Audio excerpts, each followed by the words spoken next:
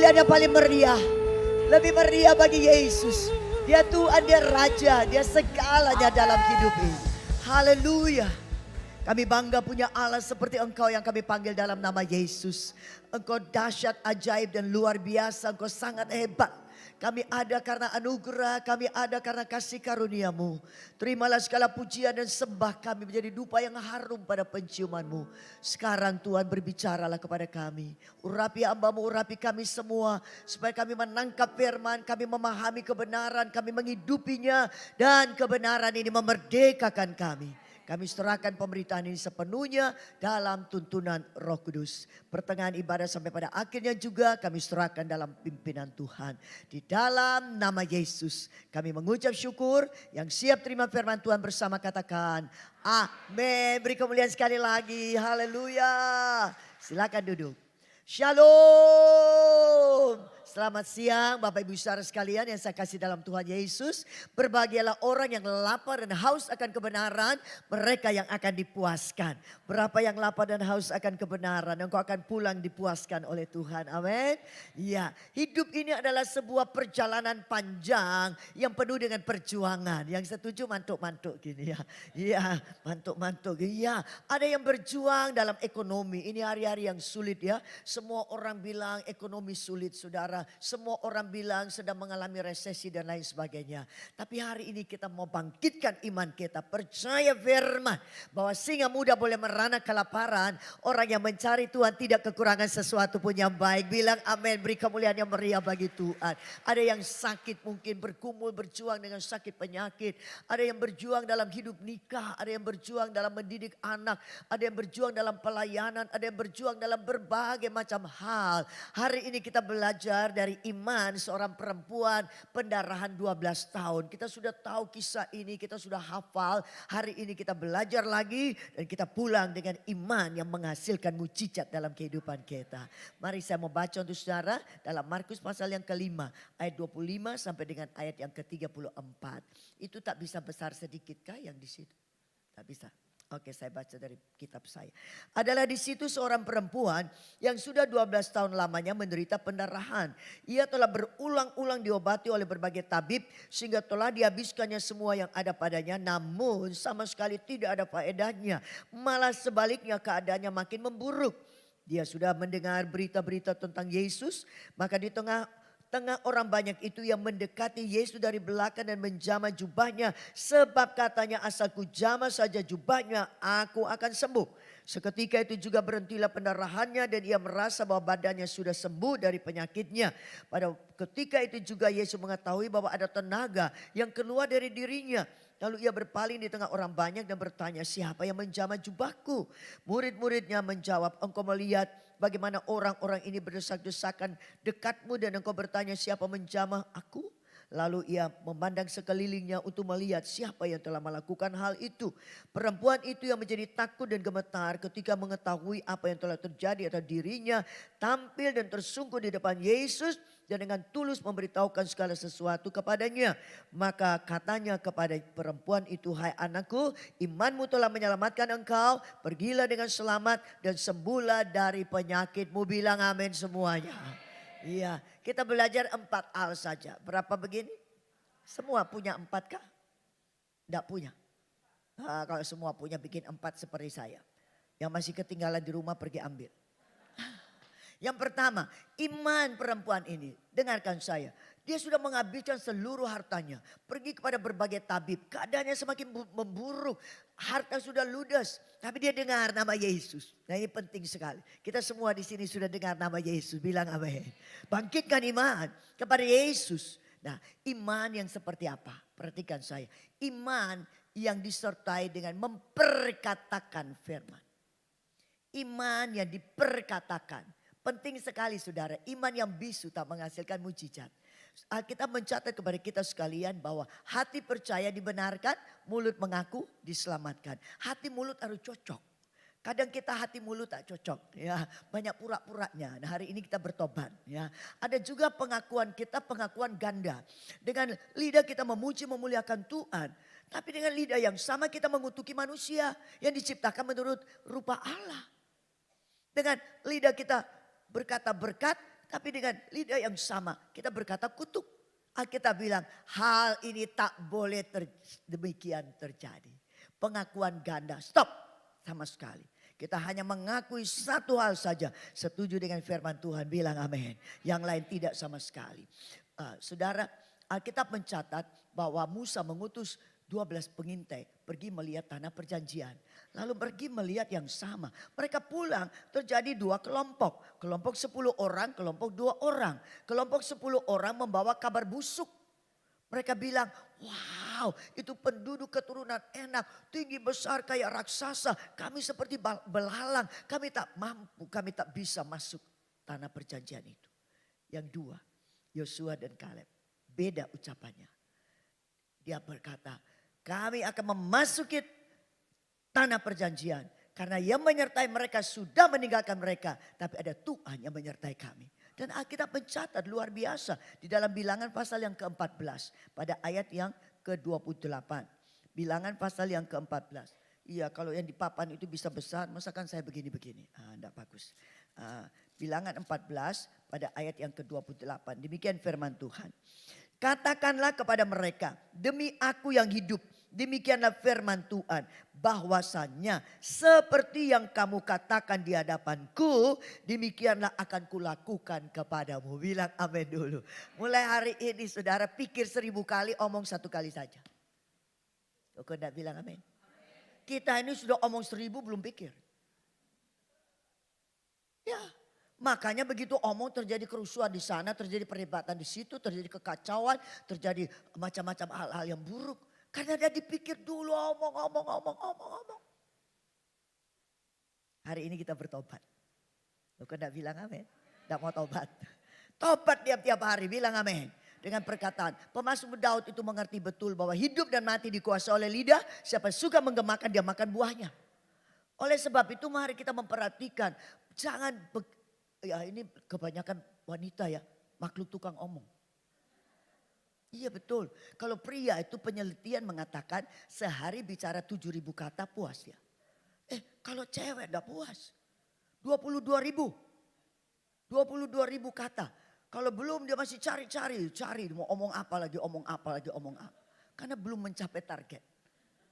Nah hari ini kita stop dusta, stop ucapan yang negatif, stop ucap yang jorok, gosip. Oh semua hal-hal yang tidak berkenan kepada Allah. Ucapan sia-sia. Kita bertanggung jawab di hadapan Tuhan. Hari ini mari kita perhatikan. Iman harus diperkatakan. Sebab itu kita stop dari perkataan-perkataan yang sia-sia. Kita hanya memperkatakan selaras seiring senada dengan firman Tuhan saja. Mazmur 1 ayat 2 dan ayat 3 menuliskan seperti ini. Ya, saya mesti baca-baca sendiri begini jadi lama. Mazmur 1 ayat 2 dan 3. Tetapi yang kesukaannya ialah Taurat Tuhan, yang merenungkan Taurat itu siang dan malam. Ia seperti pohon yang ditanam di tepi aliran air, menghasilkan buahnya pada musimnya, tidak layu daunnya, apa saja diperbuatnya menjadi berhasil. Saya belajar saudara, kata merenungkan, kupikir duduk-duduk, ngelamun-ngelamun, mikir-mikir, bukan. Kata merenungkan itu berasal dari kata hagah, ucap hagah. Hagah itu mengucapkan lalu telinga sendiri mendengar. Itu hagah. Jadi bukan duduk ngelamun loh, merenungkan itu. Mengucapkan pelan-pelan sampai telinga sendiri mendengar. Kalau mendengar firman apa yang timbul? Iman. Kalau timbul iman baru kita dapat janji Tuhan. Tanpa iman tidak orang berkenan kepada Allah. Orang yang mencari Allah dia harus percaya Allah ada memberi upah bagi mereka yang sungguh-sungguh mencari dia. Amin. Nah mari semua bersama saya pakai jari. Ini siklus yang menyehatkan kerohanian kita. Kalau mau rohani ini sehat, kuat, teguh, berakar dalam, bertumbuh, berbuah-buah. Harus tahu yang satu ini. Semua pakai telunjuk. Yang sudah bawa, yang belum bawa pulang ambil. Nah grab. Begini. Ucap firman. Ya, ucap firman. Ayo semua ucap firman. Telinga dengar. Iman timbul. Dapat janji Tuhan. Iya dapatnya mesti seru. Gak mau kalah saya sama Wira. Wira semangat begini ya. Sampai kemeringet dia. Ucap sekali lagi. Ucap firman. Telinga dengar. Iman timbul. Dapat janji Tuhan. Kapan dengar firman? Hari ini. Besok. Jangan tunggu orang lain ucap. Kalau orang lain ucap seminggu sekali, seminggu 2 kali, seminggu 3 kali. Saudara sendiri, Bapak Ibu saudara sendiri baca firman, dapatkan ayat-ayat yang meneguhkan, mulai taruh dalam hati dan ketika diperlukan cocok dengan situasi kita mulai mengucapkannya. Sendiri, jangan tunggu orang lain, kelamaan. Oke? Makanya mesti baca-baca, hafal-hafal, renungkan, taruh dalam hati. Ayo ucap firman. Telinga dengar, iman timbul, dapat janji Tuhan. Ya, Bapak Ibu sendiri, yang salah kena denda cetyong. Oke, siklus yang menyehatkan kerohanian kita. 1.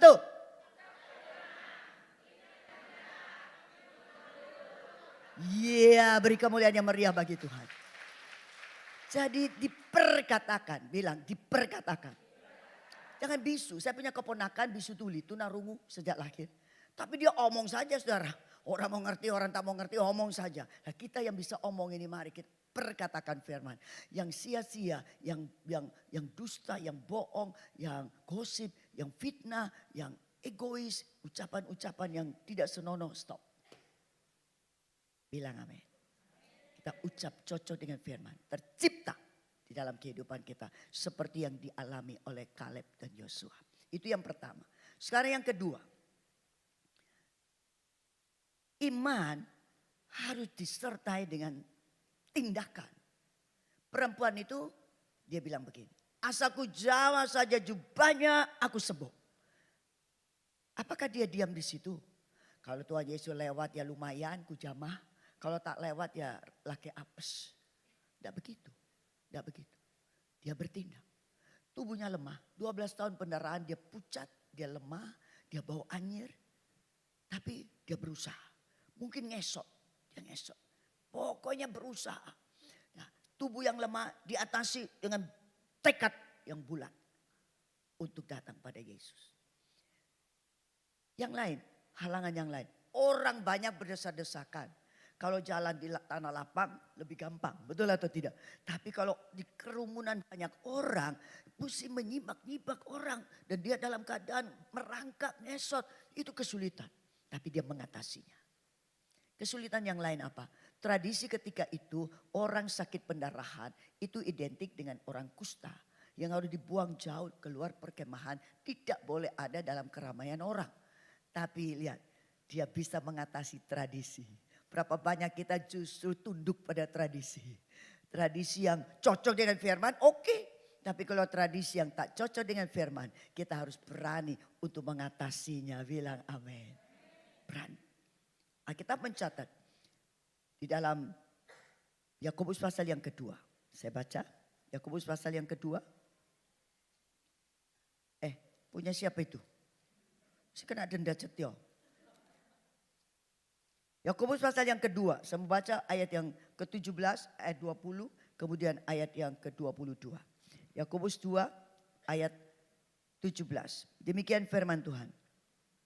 Demikian juga halnya dengan iman. Jika iman itu tidak disertai perbuatan, maka iman itu pada hakikatnya adalah ya. Harus ada tindakan. Jangan pasrah bongkoan Tuhan Yesus aku pasrah. Harus ada tindakan kita. Harus ada action dari kita. Berikut ayat yang ke-20. Hai manusia yang bebal, maukah engkau mengakui sekarang bahwa iman tanpa perbuatan adalah iman yang ya, tadi mati, sekarang kosong. Ayat 22. Kamu lihat bahwa iman bekerja sama dengan perbuatan-perbuatan. Dan oleh perbuatan-perbuatan itu iman menjadi sempurna. Bilang amin yang seru. Yang pertama tadi iman diperkatakan. Yang kedua iman disertai dengan tindakan. Bilang amin yang seru. Nah. Asalku jamah saja jubah, aku sembuh. Lalu dia jamah, Tuhan bilang, hei siapa jamah aku? Karena ada tenaga yang keluar dari Yesus. Perhatikan saya, murid-murid bilang, mulai tadi orang berdesak-desakan, sekarang kau tanya siapa jamah jubah. Perhatikan saya, orang banyak desak-desakan, barangkali ada anak kecil ngidek kaki Tuhan Yesus. Kok Tuhan tidak tanya siapa jamah aku? Tapi begitu perempuan itu jamah dan dia bertanya, siapa jamah aku karena tenaga keluar.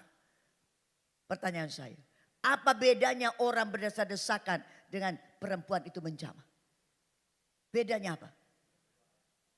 Bedanya apa? Ada iman pada perempuan itu. Bilang amin ya saudara.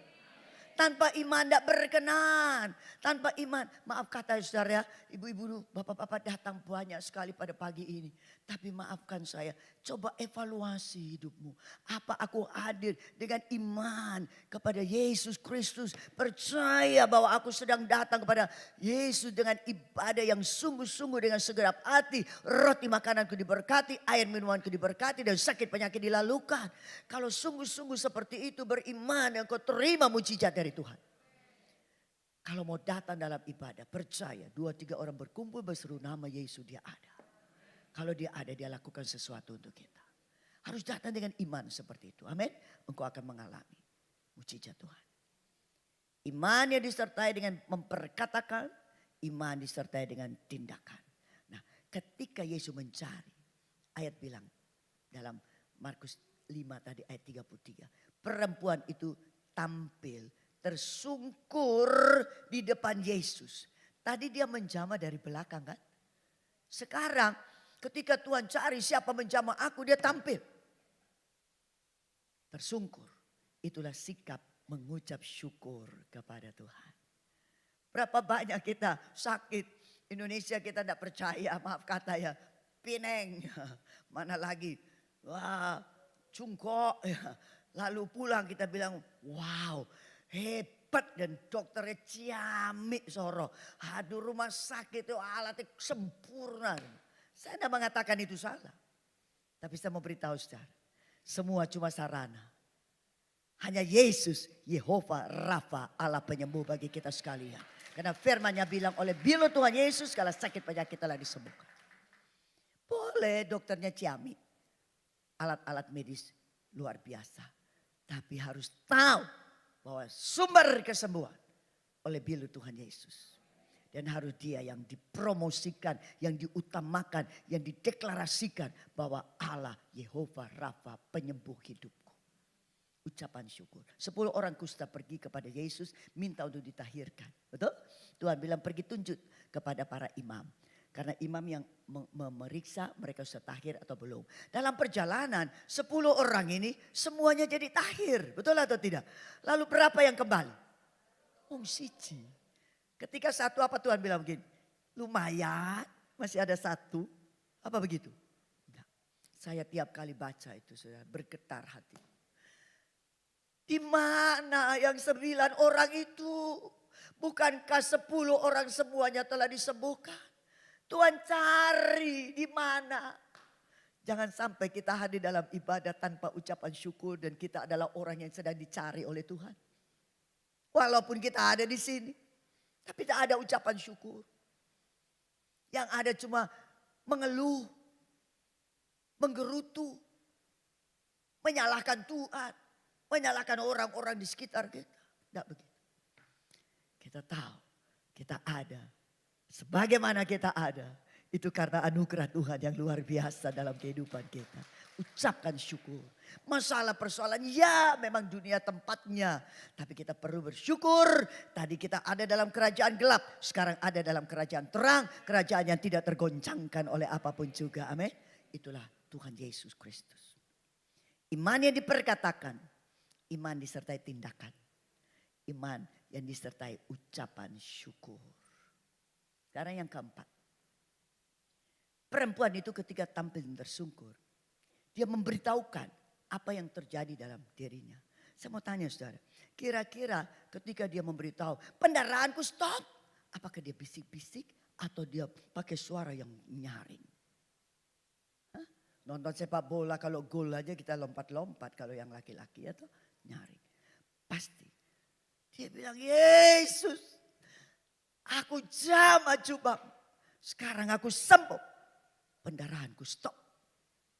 Orang-orang sekitar yang banyak itu ikut mendengarkan kesaksiannya. Sudah bersaksi? Di tempat kami kalau hari Rabu itu ada namanya ITM. Oh barangkali kalau aku lihat di sini lebih dekat ya. Ada waktu untuk bisa menyaksikan perbuatan Tuhan. Kadang 1, kadang 10, kadang tidak ada. Harusnya tiap-tiap kali kita hadir. Ada kesaksian dari kehidupan kita. Bilang amin dulu. Kita mencatat kepada kita. Saya baca dulu 1 Tesalonika 5 ya. Tadi kelewatan. 1 Tesalonika 5 ayat 18. 1 Tesalonika 5 ayat 18. Oh, kalau saya maju di sini lebih bagus.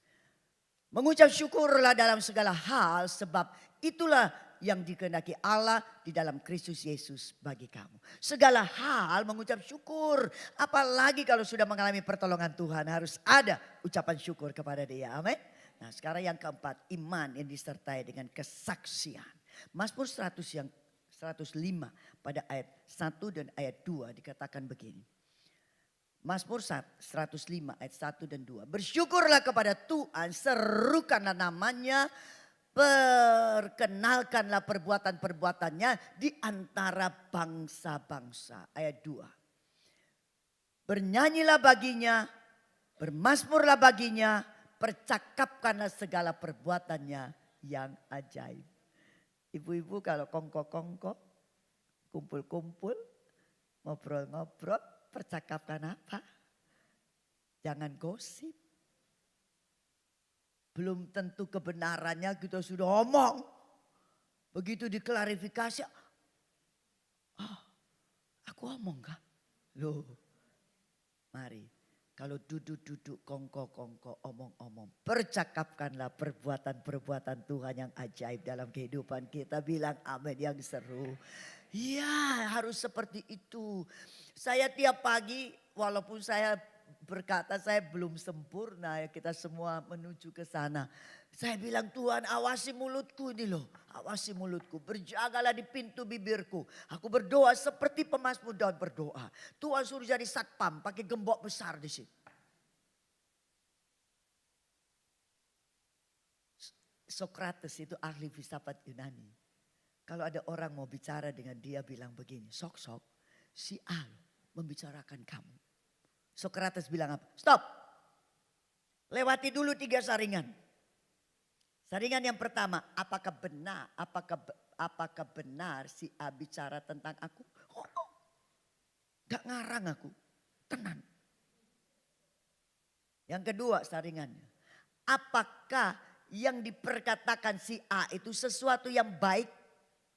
Nah mulai ragu, namanya gosip itu kan miring-miring. Ya Pak ya? Loh nanti tak dendo cetio lagi loh. Mesti diperhatikan itu mengganggu. Yang ketiga, yang pertama apa tadi? Apakah benar dia bicara? Yang kedua, apakah baik? Yang ketiga, apakah bermanfaat untuk disampaikan kepadaku? Kalau tidak, stop. Aku juga tak mau dengar. Hebat ini saudara. Jangan kumpul sampah-sampah masuk semua saudara. Masuk di sini, masuk di sini, masuk di sini, masuk di sini. Jadi penyakit. Stop. Harus berani. Orang WA kepada saya. Omongnya negatif semua. Aku delete saja. Selesai. No comment. Serius. Serius. Serius. Delete aja. Untuk apa? Berdebat. Tidak ada untungnya. Penghakiman milik Tuhan. Pembalasan milik Tuhan. Bukan hak kami. Dia maha adil. Dia tahu mana yang benar, mana yang salah. Amin. Oke. Ayat terakhir. Kalau terakhir menyenangkan saudara ya. Oh saya dulu jadi jemaat ya gitu. Kalau pendeta bilang terakhir, wow selesai. Ya. Ibrani 11 ayat 6, saya sudah ucap tadi. Tetapi tanpa iman tidak mungkin seorang berkenan kepada Allah. Sebab barang siapa berpaling kepada Allah, ia harus percaya bahwa Allah ada dan bahwa Allah memberi upah kepada orang yang sungguh-sungguh mencari Dia. Yang sungguh-sungguh mencari Tuhan, pulang dari sini dapat upah. Serius. Nah, saya mengakhiri dengan kesaksian. Puluhan tahun yang lalu, 30 tahun lebih yang lalu, saya bermasalah dengan pita suara. Satu kali khotbah libur 2 hari. Kalau dipaksakan diteruskan berdarah. Lalu saya pergi ke dokter THT untuk memeriksakan. Dokter THT itu langganannya begini. Lidah dicomot begini. Pakai perban. Sentolop begini. Ya. Lalu Dokter bilang begini, ini laki-laki. Ada tumor, benjolan pada pita suara. Ibu harus terapi bicara. Oke, karena cara ibu berbicara salah. Pergi terapi di seorang wanita suku Ambon. Belajar di Belanda. 10 sampai 12 kali. 1 minggu 1 kali, tiap kali pertemuan 1 jam. Tidak ada hasil. Pindah lagi dokter THT yang lain, perempuan. Disuruh yang sama. Saya bilang sudah pernah, udah ada hasil. Kupindah lagi yang ketiga, profesor dokter THT. Kupikir kalau profesor, nah lebih ciamik, lebih pintar. Ya toh? Sama lagi, tolong.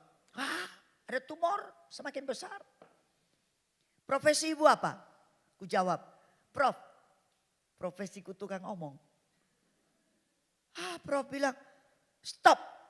Kalau ibu teruskan omong dengan suara keras, 1 kali ibu tak punya suara seumur hidup. Dan ibu akan menyesal. Karena kalau ibu bicara, itu perlu tenaga 2-3 kali orang biasa berbicara. Perlu tenaga ekstra. Saya heran kalau ibu mau teruskan itu. Saya mantuk tidak, geleng tidak. Karena pelayanan tukang omongku dapat bukan dari manusia. Dari Tuhan. Yang kedua, ibu harus dioperasi. Karena semua tumor ketika usia senja berkemungkinan menjadi kanker. Kalau dengar kanker itu apa ya, tidak merinding. Walaupun hamba Tuhan. Lalu ku tanya, Prof, apa Prof jamin kalau saya memberi diri dioperasi, maka suaraku sempurna dan semua jadi oke. Saudara dengar, dia menjawab saya dengan sebuah pertanyaan. Kalau ibu naik mobil dari Surabaya ke Malang, apa ibu yakin tiba di Malang dengan selamat? Kalau saudara jadi saya, jengkel atau tidak? Orang tanya operasi jawab naik mobil. Ya tidak sama tuh naik mobil dengan operasi. Ku kasih wajah tak sedap kepada dokter. Ku setel dulu wajahku. Ku enggak omong, ku setel wajahku. Dia tahu. Dia bilang minta maaf Bu, maksud saya. Kalau ibu naik mobil Surabaya ke Malang, ibu mengendaki tiba di Malang dengan selamat bukan? Tapi sesuatu yang tidak bisa ibu prediksikan. Kalau terjadi sesuatu di tengah perjalanan, maksudnya kecelakaan. Saking tidak omong dia, sesuatu dalam tanda kutip. Sama dengan saya mengoperasi pita suara ibu, saya mengendaki hasilnya maksimal. Tapi di tengah perjalanan operasi, kalau sesuatu dalam tanda kutip terjadi, ibu jangan minta jaminan pada saya. Kalau saudara jadi saya dalam hati ada rasa begini. Kamu profesor dokter THT, tapi kok rodok. Saudara teruskan, saya enggak. Lalu saya bayar dan saya pulang. Di perjalanan saudara Surabaya Lumajang itu kan cukup jauh, waktu itu belum ada tol, saudara berjam-jam. Tuhan bilang yang goblok itu kamu. Bukan profesor dokter THT. Mengapa minta jaminan kepada sesama manusia yang sama-sama suka makan nasi pecel? Harusnya kau minta jaminan kepada Tuhan Yesus yang menciptakan pita suara. Mulai saat itu saya tidak kembali kepada dokter THT manapun. Tapi suaraku tak bagus. Lalu satu hari saya pergi ke sebuah persekutuan doa khusus orang tua-tua. 60 tahun ke atas. Kalau 60 tahun ke atas itu lansia Madya katanya. Lalu saya berkhotbah. Di situ hadir seorang Nabi A dari Surabaya. Dia kenal saya, dia kenal keluarga besar saya. Lalu sesudah ibadah selesai dia menghampiri saya, dia bilang, Vivi buang khawatir, buang gelisah, buang ragu, buang bimbang tentang pita suaramu. Sementara kau berkhotbah, aku berdoa untukmu. Lalu Tuhan beri pernyataan, setiap kali kau butuh suara untuk menyampaikan kebenaran firman dengan motivasi yang benar, murni, ada tangan datang memberi pita suara yang baru untukmu. Jangan tepuk dulu, belum selesai.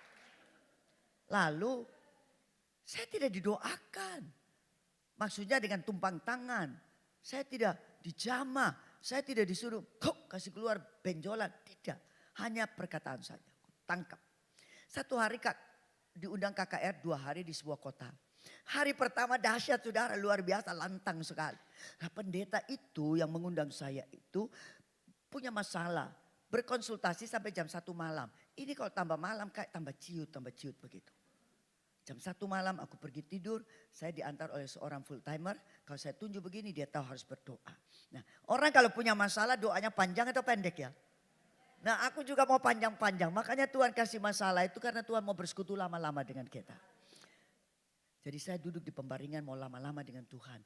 Begitu duduk, Roh Kudus bilang, kau lupa dengan pernyataanku lewat Nabi A di Gumuk Mas. Persekutuan doa itu ada di Gumuk Mas, sebuah desa di daerah Jember. Besok sore kau punya suara. Oh kalau begitu enggak perlu panjang ya Tuhan, ini sudah malam, aku tidur.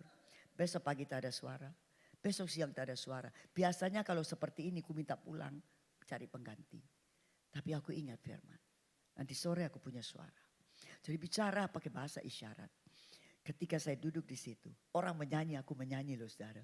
Orang lompat, aku lompat. Orang tepuk, aku tepuk. Orang lambe, aku lambe. Tapi nyanyianku seperti ikan koki di akuarium. Kau belum punya, pulang beli seekor ya. Ikan koki mangapnya besar, tak ada suara. Makanya saudara kalau punya suara jangan hemat saudara. Bernyanyi, nyaringkan bagi Tuhan. Jangan Mira sudah kemeringat begitu luar biasa saudara gini. Ini tidak adil saudara ya. Nyanyi bagi Tuhan. Saya nyanyi. Ada beberapa hamba Tuhan hadir karena itu KKR. Ada yang doa untuk firman Tuhan. Lalu giliran saya diundang. Kita dengar firman yang disampaikan Ibu Vivi Layantara. Saudara terserah penilaian saudara. Saya maju tak gentar. Entah itu bonek, entah itu iman.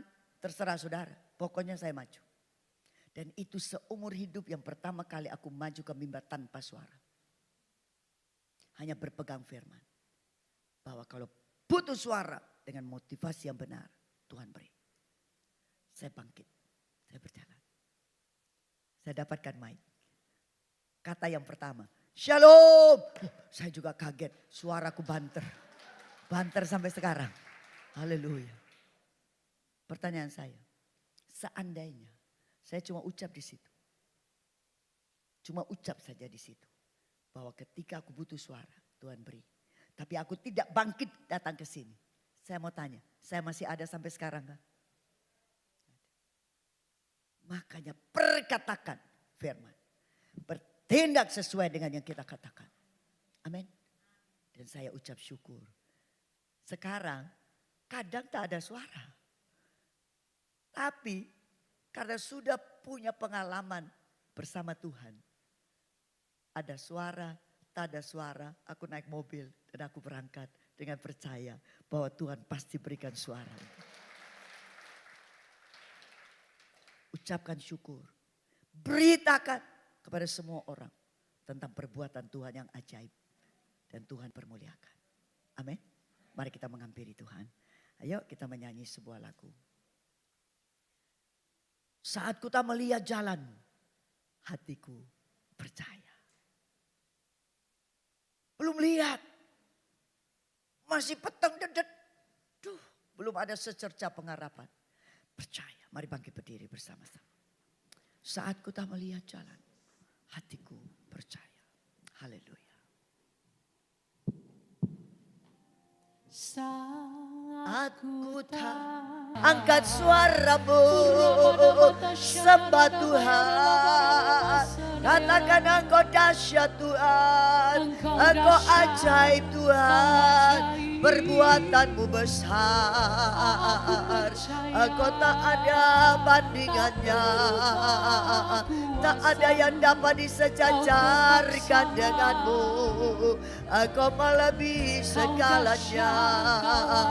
Haleluya, haleluya. Terpujilah Tuhan, terpujilah.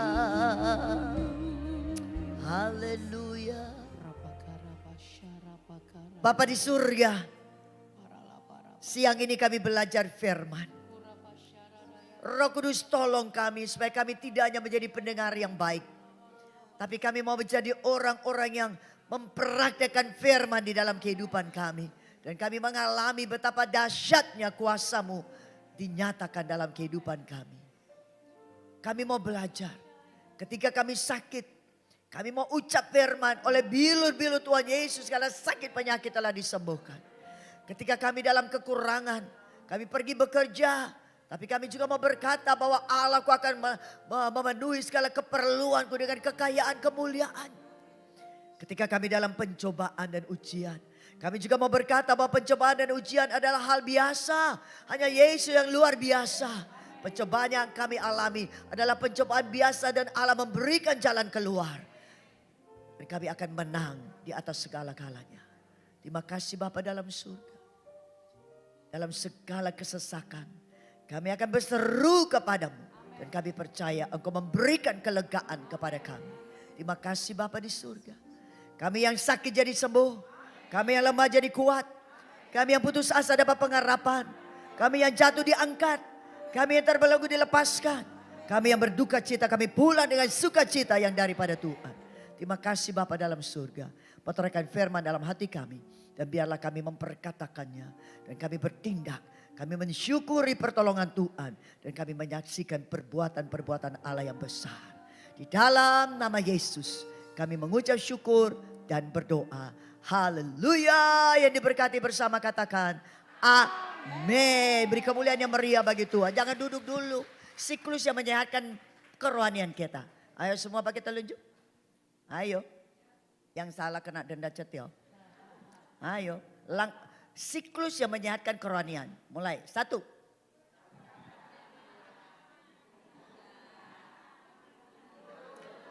Yes. Lebih cepat. Ucap firman. Telinga dengar. Iman timbul. Dapat janji Tuhan. Beri kemuliaan yang meriah bagi Tuhan. Haleluya. Silakan duduk. Tuhan memberkati.